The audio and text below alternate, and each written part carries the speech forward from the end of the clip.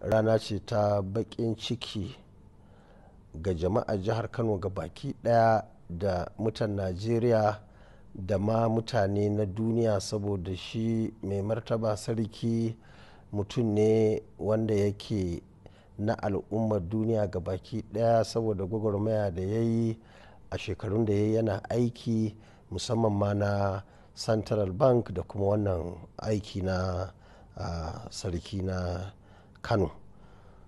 Wannan rana mun ga abubuwa marasa daɗi na ɓacin rai, musamman yadda aka zo aka yi ƙarfa-ƙarfa aka saki layi na tsarin mulki da dokoki, aka yi karan tsaye aka sauke mai martaba sarkin Kano. Wannan muna ganin a fahimtar mu babu adalci a ciki, kuma musamman ganin yadda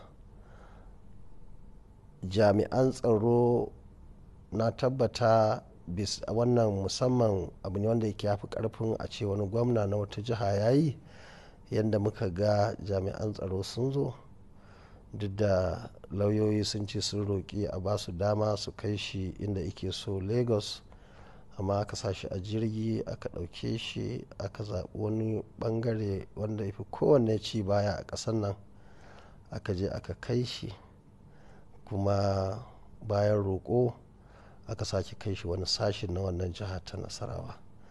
Muna ganin wannan an wuce wannan tsarin a Najeriya, musamman ganin yadda tsarin mulki musamman sashi da 35 da ibada yanci ga dan adam, ima ka yi karfa ka cire shi lokaci ne, amma a irin wannan lokacin demokradiyya ba lokaci na mulkin mallaka ko lokacin bakin mulkin soja ba, kamata yi a ce an kyala mutum ya tafi ya ji ya zauna inda yake so. Amma dai alhamdulillahi lauyoyi sun ce za su je kotu, to muna fatan kotu za su yi adalci su duba abin da tsarin mulki ya ce a bashi dama ya tafi ya je ya zauna inda yake so a Najeriya ko kuma wata ƙasa a duniya. To ana ganin kamar ko 'yan kwankwasiyya kun taka rawa wajen rura wuta na rikicin da ke tsakaninsa da bangaren gwamnati, wanda har ta kai ga a cire rawaninsa.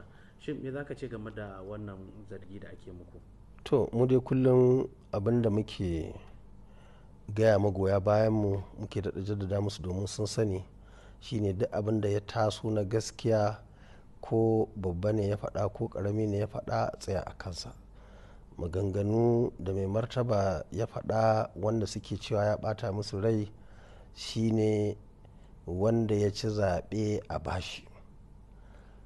An zo lokacin shari'a a gurinsu muke ji sun ce a yi adalci. Dukkanin waɗannan abubuwa mu sun dace da tsarinmu na kwankwasiyya, ya ga dace da demokradiyya, kuma ya dace da abin da tsarin mulki ya faɗa a wannan ƙasa tamu. Kenan sarkin Kano Sanusi bai taka rawa ba wajen tallata abu gida-gida, kenan kamar zargin da ake masa. To ai tallatawan kenan, tunda kowa ya sani har ga Allah, su ma shugabannin na nan da na Abuja sun san Ganduje bai ci zaɓe ba a jihar Kano, sun san Abba ne ya ci zaɓe, amma saboda lokaci ne zalunci ya yi yawa aka sa aka yi karfa tun daga bangaren INEC har zuwa jami'an tsaro har zuwa kotuna, duk abubuwan da suka faru. Amma dai ni abin da na sani shine duk wani mulki na duniya in ba adalci, wannan mulki yana da matsala. Saboda haka muke kira ga shugabanni da su yi kokari su kwatanta adalci.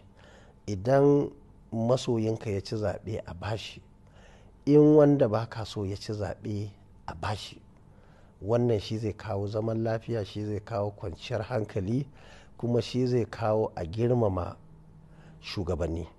Kaga yanzu yadda abubuwan suke tafiya, ni na sani a fahimta ta kuma da fahimtar mutane da yawa, tun da ake tafiyar da tsarin siyasa a jihar Kano shekara ta 1999 zuwa yanzu, tun da shi ya soma takara a wannan jiha da ƙasar nan, ba na jin an taɓa samun wani mutum wanda ya zubar da darajar shugaban ƙasa kamar inda wannan gwamnan na kano ya zubar, saboda duk abin da yake da sunansa ne, kuma duk inda mai hankali zai duba sai ga kamar haka ne.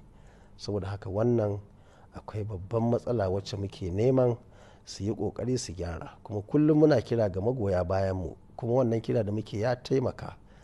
Irin zaluncin da aka yi wa al'ummar jihar kano, wanda inda shugabanci ana da shi kwakwara tun farko, irin abubuwan da suka faru a kano ba ma za su kyale shi tsaya zaɓe ba, amma aka kyale shi tsaya zaɓe, aka ɗaga hannunsa, talaka suka zo suka yi aikin da shugabanni ya kamata su yi, sai ko muka ji ana cewa ai kano tana da muhimmancin da ba za a ba abokan hamayya ba.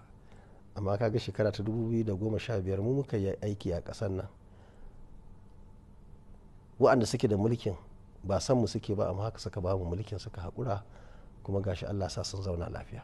Ana ganin da a ce ka kawo yanzu kana mulkin kano, da kai da kanka da tuni ka sauke shi sarki sanusi, saboda ana zargin cewa ko lokacin da kake gwamna ka taba bashi takardar tuhuma ta kwere har sau biyu.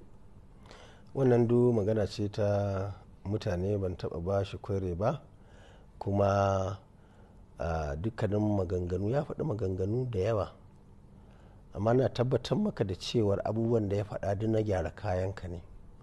Inda ana da shugabanni masu daraja sai a saurare shi, sai a faɗa abin, sai a duba abin da ya faɗa, sai a yi aiki da shi. Wanda kuma ake ganin ba za a aiki da shi ba sai a ajiye shi. Yanzu ka yi magana, mai martaba ya ce wanda ya ci zaɓe a bashi. Sannan magana da ake ta yi ta muhimmiya da su ma suke magana a kai shine na maganar aje a ciyo bashi a china, a ciyo dala amurka biliyan 1.2 a zo a sa jirgi a jihar kano. Ni ina gwamna sai ma sarki ya gaya min zan san wannan rashin hankali ne? Ai babu gaskiya. Ba yadda za ka je ka ɗauko yau ɗin nan gashi irin man da ake fito da shi daga ƙasan nan ake sayarwa, ake kawo kuɗi kyauta ake rabawa gwamnatoci. Mun kasa yin abubuwa da za su taimaka al'umma, talauci kullum karuwa ike, jahilci kullum karuwa ike. To sai kuma a ce wai mutum an tafi an je an ciyo wa 'ya'yanmu da jikokinmu waɗanda ma ba a haife su ba yanzu, an je an mai da su bayi, an ciyo musu bashi. In an zo itace za su rinka karewa suna sayarwa su biya wa'annan kuɗin, ko me za su yi da shi? Abin da ya dame mu a ƙasar nan da jihar nan shine a koma a zauna a tebur a duba irin abubuwan da muke da su sun ishe mu, a taimaka talakawa, a sa su makarantu 'ya'yansu da jikoki, a gyara asibitoci, a gyara wutar lantarki, a gyara hanyoyi, mafi mahimmanci ma a gyara tsaro. Inda ake sace mutane, inda ake kashe mutane, inda ake kwashe dukiyar al'umma, dukkanin wa'annan muna da arzikin da za a tsaya a kai. Da na ga 'yan sanda sun yi tururuwa da sauran jami'an tsaro sun tafi gidan sarki, sai na ce ina ma Sambisa suka tafi. A ƙarshe ana ganin cewa kamar arewa babu wani jagora ko saɓani da ke tsakanin jagororin arewa shine ya kawo sanadiyar da aka rasa wanda zai tsawatar koya magana da har ta kai ga cewa sarki sanusi ya rasa kujerarsa. Shin me za ka ce game da haka?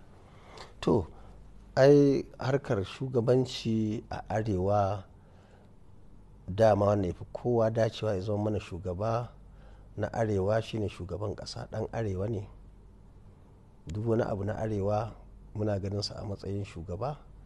Duk wanda ice babu shugaba a arewa, aka ga shugaban ƙasa ya kamata ya duba ya ji irin waɗannan maganganu. Mun yi sa'a daga gurin ku 'yan jarida kuke, domin ku kuke yawo kuke jin ra'ayin mutane. In an ce babu shugaba a arewa ko a najeriya a halin yanzu, to ya kamata shugabanni na ƙasar nan su damu, domin su ne shugabannin da ya kamata su kare mutuncinmu, su kare al'adarmu, su kare addinin da dukkanin abubuwan da ya kamata, da jininmu da dukiyarmu. Su ne Allah ya sa a halin yanzu nauyi ke kansu, kuma ya kamata su rinka sauraron irin waɗannan maganganu da kuke faɗa. kuma ya raba mu da shekaru, ya raba mu da iblisai, ya raba mu da jahilai, ya raba mu da wawaye, saboda aikinsu ga baki da babu alkhairi a ciki. Al'umma a ci gaba da zama lafiya, a zauna lafiya. Ra'ayi ana da shi, kowa na da ra'ayinsa, kowa na da wanda yake so, amma daga